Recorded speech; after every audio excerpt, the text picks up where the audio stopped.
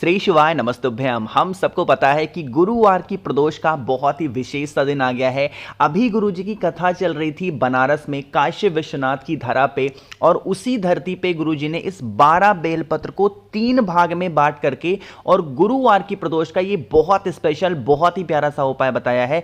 अगर आप कर लेते हैं इस उपाय को गुरुवार की किसी भी प्रदोष पे, यकीन मानिए धन प्राप्ति आप पे घर में हमेशा होगी। कभी भी मां लक्ष्मी आप पे घर से रूठेंगी नहीं, है ना। लेकिन थोड़े से तरीके से इस उपाय को समझिएगा ताकि आप बहुत ही आसानी से और इजी वे में अपने ही घर पे आप इस उपाय को कर पाओ, ठीक है ना। चलो समझने की कोशिश करते हैं।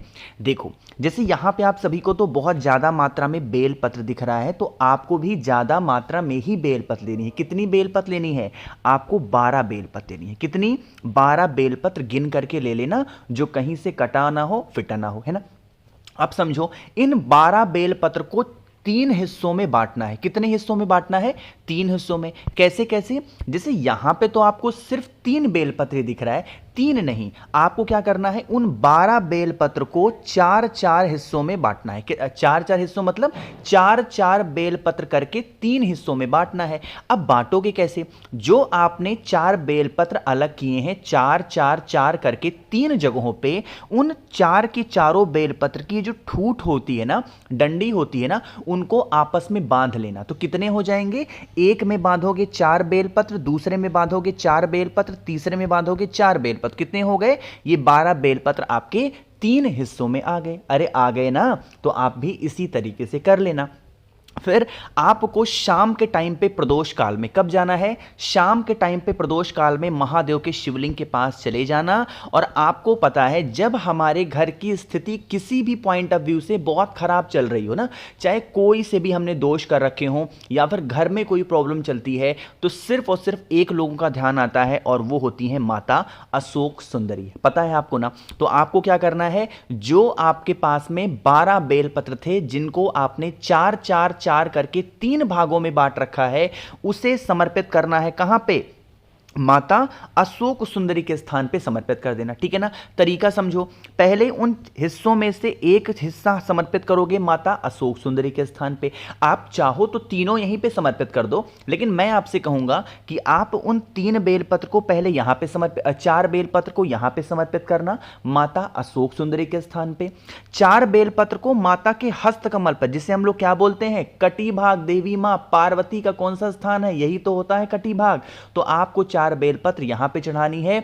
बाकी के जो बचे हुए बेलपत्र हैं उसे महादेव के शिवलिंग के ऊपर चढ़ाना। देखो, आप चाहो तो उन सभी बेलपत्र को माता अशोक सुंदरी के स्थान पे पूरा का पूरा चढ़ा सकते हो, बट मैं कहूंगा कि आप इन 3 स्थान पे समर्पित करना, क्योंकि जब गुरुजी की कथा बिहार में चल रही थी तो इन 3 स्थान का महत्व गुरुजी ने अपनी कथा में बहुत बार बता रखा है। इसीलिए मैं आपसे कह रहा हूं, उन 12 बेलपत्र को इन 3 स्थान पे समर्पित करिएगा, और फिर 1 लोटा शुद्ध जल तांबे के लोटे से श्री शिवाय नमस्तुभ्यम का स्मरण करके अगर आप समर्पित करते हैं, तो यकीन मानिए कभी भी लाइफ में आपके कोई भी धन प्राप्ति से रिलेटेड कोई भी समस्या नहीं आएगी। और अगर कर्ज की प्रॉब्लम आप पे घर में चल रही है और वो कर्ज की समस्या खत्म ही नहीं हो पा रही है, तब तो आप इस उपाय को जरूर करेंगे, ठीक है ना। कितने प्रदोष करने हैं? 2 प्रदोष लगातार अगर आपने कर लिए तो आपके घर में धन की प्राप्ति की जो समस्या होती है वो खत्म हो जाएगी, ठीक है ना। समझ रहे हो मेरी बात को? तो पहला उपाय आपको समझ में आ गया होगा। आगे बढ़ते हैं अब इस वीडियो के हम लोग अपने दूसरे उपाय की तरफ, और यह उपाय भी आपको बेल पत्र के साथ में करना है। लेकिन इस बार हमें इतने सारे बेल पत्र नहीं लेने, सिर्फ आपको 5 बेल पत्र से इस उपाय को करना, ठीक है ना। अब सबसे पहले इस उपाय की बेनिफिट समझ लो। जैसे आप बहुत दिनों से प्रदोष का व्रत रहते हो, फिर भी आपकी इच्छा नहीं पूरी हो रही है, आप पशुपति व्रत करते हो, आप एकादशी करते हो, बट फिर भी आपकी कोई ऐसी इच्छा पूरी ही नहीं हो पा रही है, तो आप इन 5 बेलपत्र को लीजिएगा, ठीक है ना।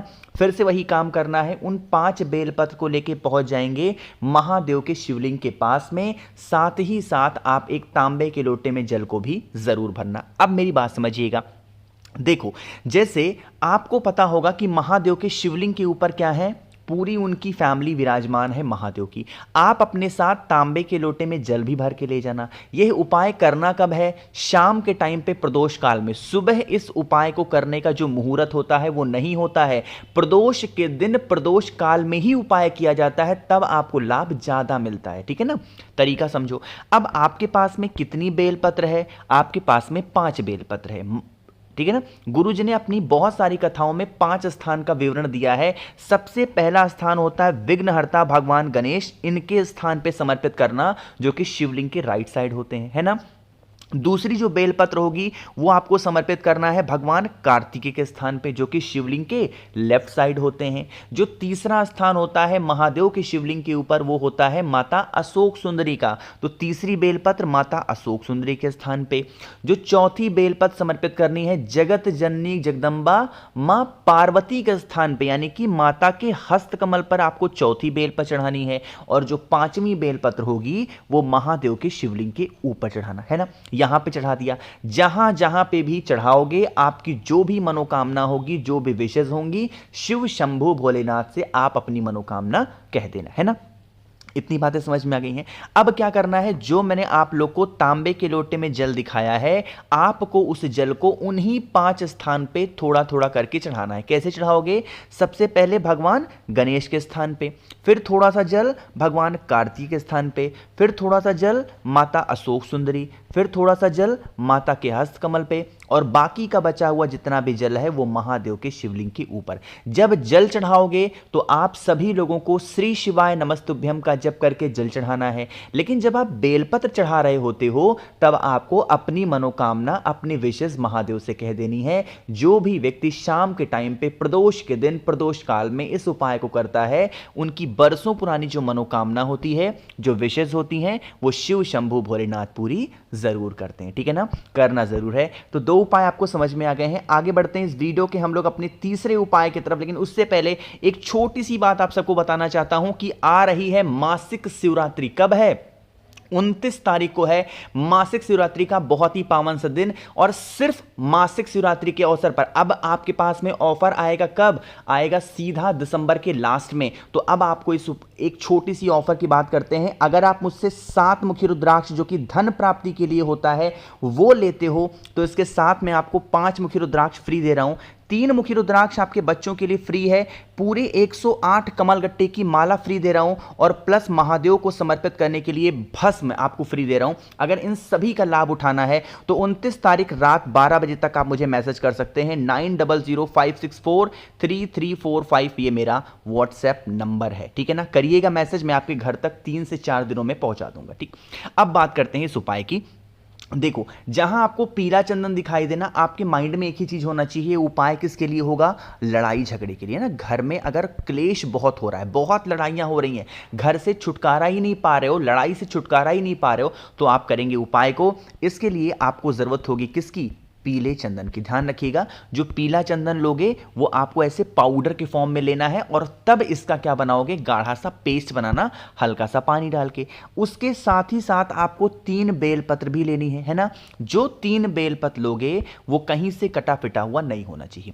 अब जो आपके पास में पीला चंदन है, उस पीले चंदन को लड़ाई झगड़े को दूर करने के लिए मैंने आपको एक नाम बताया है महादेव का। कौन सा नाम होता है? हाटकेश्वर महादेव। फिर से बोल रहा हूं, कौन से महादेव? हाटकेश्वर महादेव के नाम से आपको क्या करना है? एक एक बिंदी उन सभी बेलपत्र के जो बड़े वाले पत्ते होते हैं ना, उसी के ऊपर आपको लगानी है। अब छोटी छोटी बिंदी मत लगाना। अब यहां पे तो मैं बड़ी बिंदी दिखा नहीं पा रहा हूं, बट फिर भी आप क्या करोगे? बड़ी सी बिंदी आप उन 3 की तीनों बेलपत्र पे लगा देना है ना। लगाने के बाद में आप सीधा पहुंचेंगे महादेव के शिवलिंग के पास में। जो भी व्यक्ति घर में लड़ाई झगड़ा कर रहा है, ध्यान रखिएगा, यह बेलपत्र हमें सिर्फ और सिर्फ महादेव के शिवलिंग के ठीक ऊपर समर्पित करने हैं, कहीं और आपको चढ़ाना नहीं है। तो आपको एक एक करके उन बेलपत्र को महादेव के शिवलिंग के ऊपर समर्पित करते जाना है। जो भी व्यक्ति घर में आपके क्लेश कर रहा, लड़ाई कर रहा, झगड़ा कर रहा, उस व्यक्ति का नाम और गोत्र बोल देने से जो भी व्यक्ति शाम के टाइम पे प्रदोष काल में इस उपाय को करता है, उनके घर में कभी लड़ाई झगड़े नहीं होते, और भोले शंकर की कृपा आपके घर के ऊपर हमेशा बनी रहती है ना। तो करना जरूर है सभी को, बाकी बाद में आप चाहें तो जल वगैरह समर्पित कर सकते हैं। एक आखिरी उपाय की हम लोग बात अब करने जा रहे हैं, जो कि ये हमारा है चौथा उपाय। बात करते हैं खड़े मूंग से। आप सभी को इस उपाय को करना होगा, समझने की कोशिश करिएगा। इस उपाय को करने से आपके घर में अगर रोग की समस्या बहुत ज्यादा बढ़ रही है, बीमारी ही खत्म नहीं हो पा रही है, तो करेंगे। आपको 5 खड़े मूंग लेने हैं। ध्यान रखिएगा, मूंग की मात्रा ज़्यादा नहीं होनी चाहिए, सिर्फ 5 खड़े मूंग लेना। उसके बाद में आपको एक तांबे का लोटा लेना है, उसके अंदर जल भरना है। जो 5 खड़े मूंग आपने लिए हैं उसको उसके अंदर डाल देना। अब आप इस कलश को लेके पहुंच जाएंगे सीधा महादेव के शिवलिंग के पास में। जैसे ही पहुंचोगे, सबसे पहले दर्शन किसके होते हैं? नंदी बाबा के। और हमको यह भी पता है कि जो नंदी बाबा का एक पैर होता है वो उठा होता है, तो आपके पास में जो मूंग वाला जल है उसे 6 बार में समर्पित करेंगे। किसके ऊपर? नंदी बाबा के उठे पैर के ऊपर, नंदेश्वर महादेव। ध्यान रखिएगा, जब आप उन 6 बार में उसी कलश से जल चढ़ा रहे हो तो पूरा जल खत्म नहीं करना है। थोड़ा थोड़ा करके जल आप नंदी बाबा के उठे पैर पे चढ़ा देना। कौन से स्मरण करके?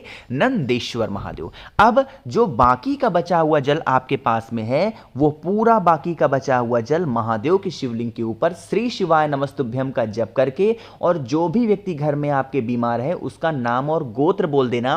प्रदोष के दिन, प्रदोष काल में, खासकर गुरुवार की प्रदोष पे अगर इस उपाय को आप करते हैं तो आपके घर में कभी भी कोई भी रोग या बीमारी प्रवेश नहीं करती है, और जो भी व्यक्ति घर में बीमार होता है उसकी बीमारियां ठीक हो जाती हैं। तो वीडियो पसंद आई हो तो लाइक करिएगा। कुछ पूछना है, नहीं समझ में आया, नीचे कमेंट सेक्शन में पूछ सकते हैं। और मेरे जितने भी भाई बहन आवाज आज मेरी पहली बार सुन रहे हैं, चैनल को जरूर सब्सक्राइब करेंगे। श्री शिवाय नमस्तुभ्यम।